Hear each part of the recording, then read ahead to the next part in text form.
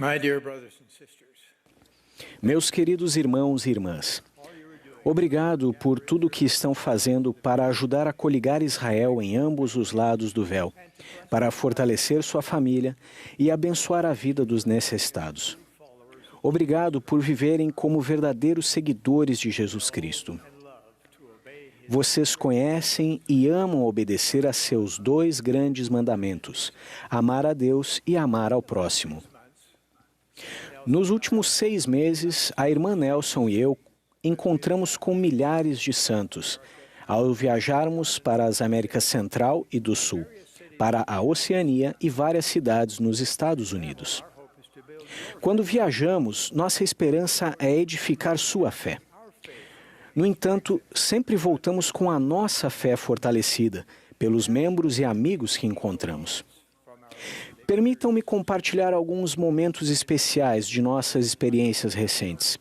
Em maio, a irmã Nelson e eu viajamos com o elder Garrett W. Gong e a irmã Susan Gong para o sul da Oceania. Em Auckland, na Nova Zelândia, tivemos a honra de nos reunir com imãs de 2 mesquitas da cidade de Christchurch, onde, apenas 2 meses antes de nossa visita, fiéis muçulmanos inocentes haviam sido assassinados em um terrível ato de violência. Estendemos nossas condolências a esses nossos irmãos de outra fé e reafirmamos nosso compromisso mútuo com a liberdade religiosa. Também oferecemos serviço voluntário e um modesto auxílio financeiro para reconstruir suas mesquitas. Nosso encontro com aqueles líderes muçulmanos foi repleto de sentimentos ternos de irmandade. Em agosto, em companhia do elder Quentin L. Cook e da irmã Mary Cook, a irmã Nelson e eu nos reunimos com pessoas em Buenos Aires, na Argentina. A maioria delas não era de nossa igreja, cuja vida foi mudada pelas cadeiras de rodas que receberam por meio dos serviços humanitários da igreja. Sentimos-nos inspirados quando expressaram sua gratidão, repleta de alegria, por sua nova mobilidade. Um terceiro momento precioso aconteceu há apenas algumas semanas aqui em Salt Lake City. E foi o resultado de uma carta especial que recebi em meu aniversário, enviada por uma moça de 14 anos chamada Mary. Ela escreveu sobre coisas que ela e eu temos em comum. Disse ela: o Senhor tem 10 filhos. Nós somos 10 filhos. O Senhor fala mandarim. 7 crianças em minha família, inclusive eu, fomos adotados na China. E mandarim é nossa língua materna. O Senhor é cirurgião cardíaco. Minha irmã passou por 2 cirurgias de coração. O Senhor gosta das 2 horas de reunião na igreja. Nós gostamos das 2 horas de reunião na igreja.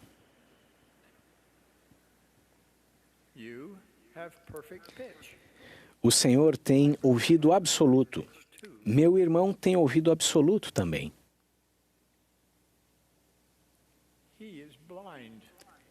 Ele é cego, assim como eu.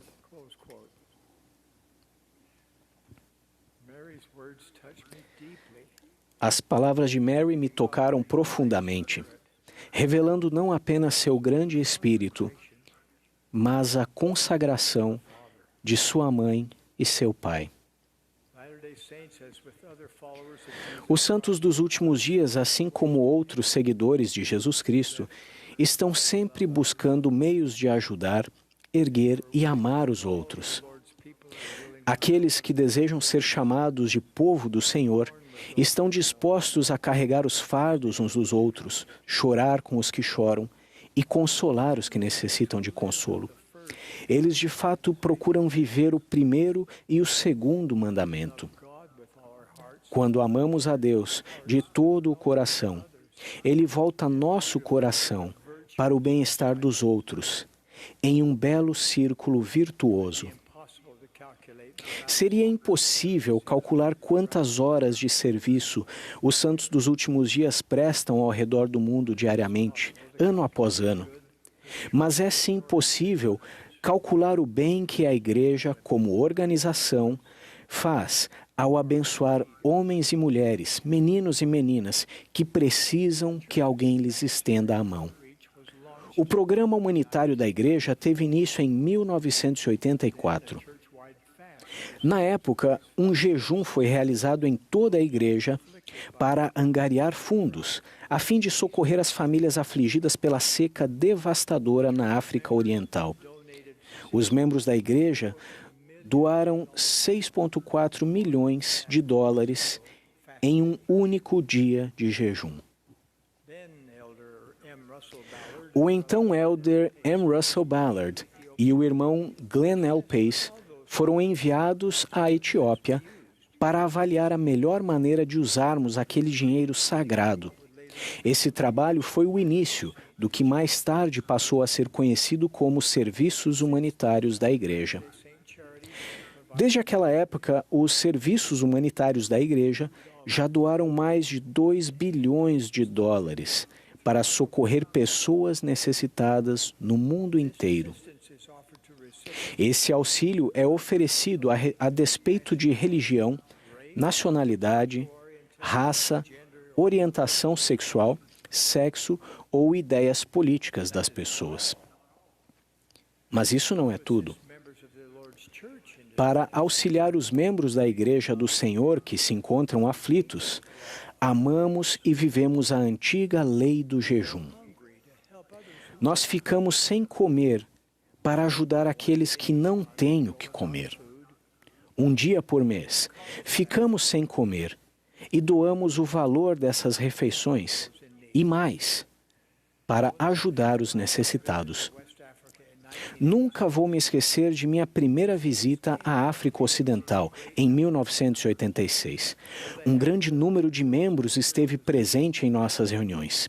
Embora eles tivessem muito pouco em termos de posses materiais, quase todos vieram vestidos de branco imaculado.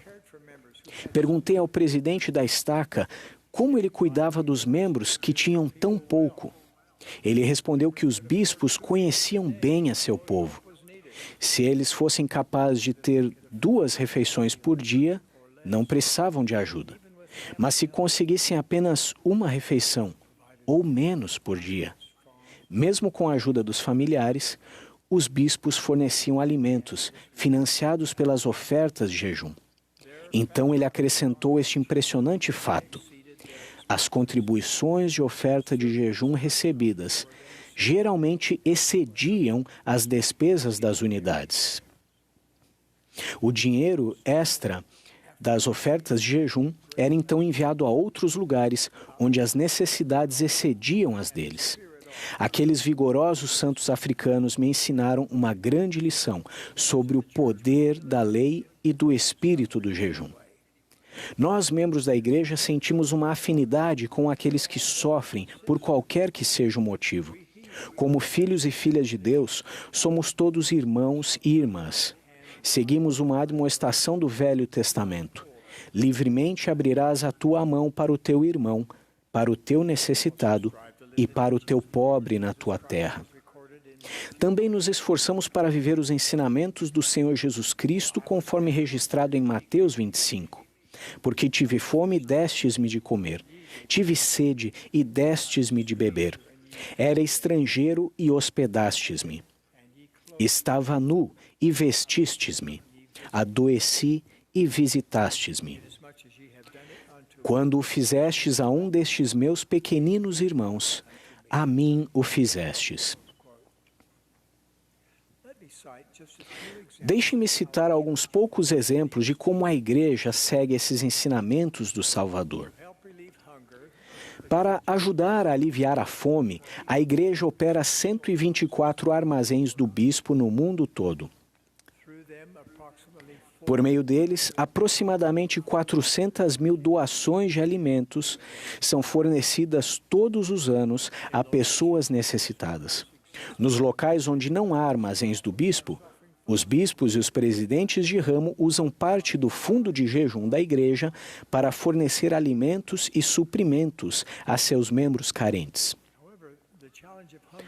Contudo, o desafio da fome estende-se muito além dos limites da igreja e está aumentando no mundo todo.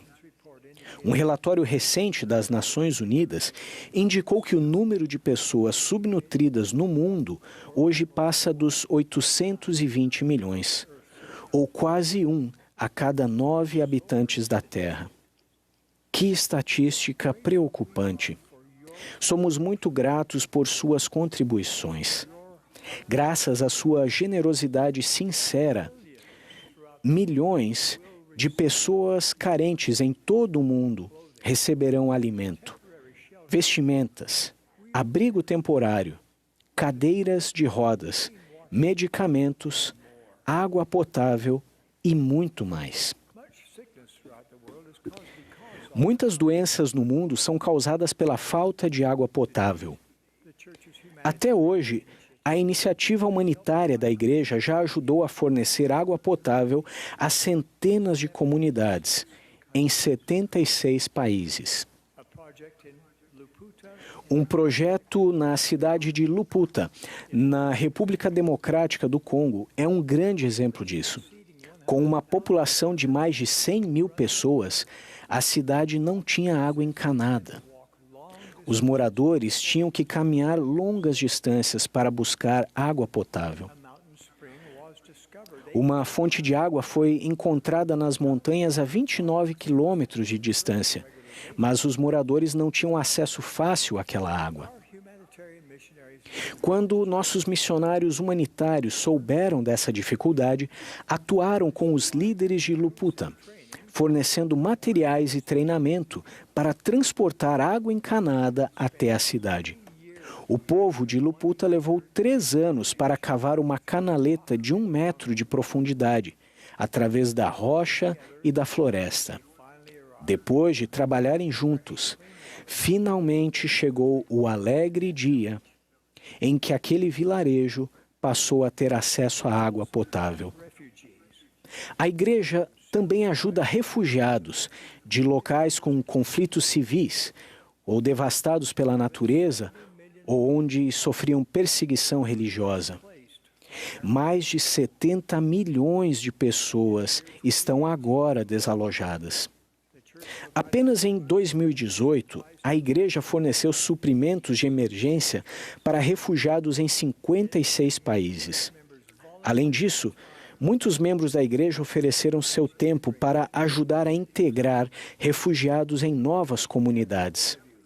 Somos gratos a cada um de vocês que ajudam aqueles que estão tentando estabelecer um novo lar. Por meio de generosas doações para as indústrias Deseret, nos Estados Unidos, milhões de quilos de roupas são recebidos e separados todos os anos. Apesar de os bispos usarem esse vasto estoque para ajudar os membros carentes, a maior parte é doada para outras organizações de caridade, que distribuem esses itens no mundo todo. E apenas no ano passado, a igreja providenciou cuidados oftalmológicos a mais de 300 mil pessoas, em 35 países. Cuidados para recém-nascidos a milhares de mães e bebês, em 39 países. E cadeiras de rodas para mais de 50 mil pessoas, em dezenas de países. A igreja é bem conhecida por estar entre os primeiros socorristas quando ocorrem tragédias. Mesmo antes de um furacão chegar, líderes e funcionários da igreja, nos locais afetados, fazem planos de como podem distribuir suprimentos de emergência e assistência voluntária às pessoas atingidas. Só no ano passado, a igreja executou mais de 100 projetos para aliviar o sofrimento pós-desastres em todo o mundo, ajudando vítimas de furacões, incêndios, enchentes, terremotos e outras calamidades. Sempre que possível, Os membros da igreja, com seu colete amarelo do programa Mãos que Ajudam, se mobilizam em grande número para ajudar pessoas afligidas por desastres. Esse tipo de serviço, prestado por tantos de vocês, é a pura essência da ministração. Meus queridos irmãos e irmãs, as atividades que descrevi são meramente uma pequena parte do crescente programa de bem-estar e do programa humanitário de A Igreja de Jesus Cristo dos Santos dos Últimos Dias. E são vocês que tornam isso possível. Devido à sua vida exemplar, seu coração generoso e suas mãos que ajudam. Não é de surpreender que tantos líderes comunitários e governamentais elogiem seus esforços. Desde que me tornei presidente da igreja, tenho me surpreendido com quantos presidentes, primeiros ministros e embaixadores têm sinceramente me agradecido por nossa ajuda humanitária a seu povo. E eles expressam gratidão pela força que nossos membros fiéis levam a seu país, como cidadãos fiéis e cumpridores de seus deveres. Também me surpreendo quando líderes mundiais conversam com a primeira presidência, expressando sua esperança de que a igreja seja estabelecida em sua terra. Por quê? Porque eles sabem que os santos dos últimos dias vão ajudar a criar famílias e comunidades fortes, tornando a vida mais fácil para as pessoas, onde quer que residam. Qualquer que seja a sua nacionalidade, os membros da igreja amam a paternidade de Deus e a irmandade com os homens. Assim, nossa grande alegria está em ajudarmos nossos irmãos e irmãs, independentemente de onde vivamos neste mundo maravilhoso. Ajudar os outros, fazer um esforço consciente para cuidar das pessoas tanto quanto ou mais do que cuidamos de nós mesmos, é nossa alegria. Especialmente, devo acrescentar, quando não é conveniente e quando nos tira de nossa zona de conforto. Viver esse segundo mandamento é a chave para nos tornarmos verdadeiros discípulos de Jesus Cristo. Meus queridos irmãos e irmãs, vocês são exemplos vivos dos frutos que advêm de se seguir os ensinamentos de Jesus Cristo. Muito obrigado. Amo vocês. Sei que Deus vive. Jesus é o Cristo. Sua igreja foi restaurada nestes últimos dias para cumprir seus propósitos divinos. Presto testemunho disso em nome de Jesus Cristo. Amém.